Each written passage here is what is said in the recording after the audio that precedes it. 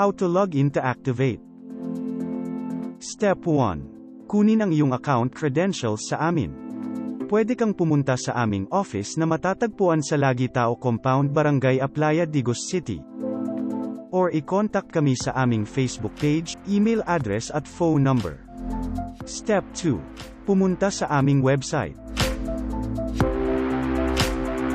I-open ang iyong browser at i-type ang activ8.com.ph o pwedeng mascan ang QR code na makikita sa iyong screen.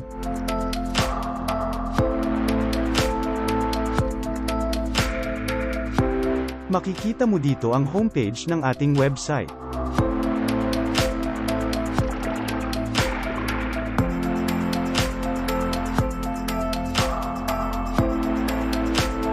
I-click ang menu button, at i-click ang Sign In.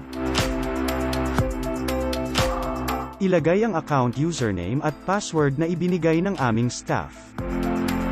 Ikaw ay matagumpay na naka-login. Kapag ikaw ay naka-login na, pwede mo nang makita ang dashboard ng iyong account kung saan pwede kang maka-withdraw mula sa iyong e-wallet, tingnan ang iyong genealogy, unilevel at iba pa. Maaari ka na ring pumili ng mga products at ito ay i-add to cart.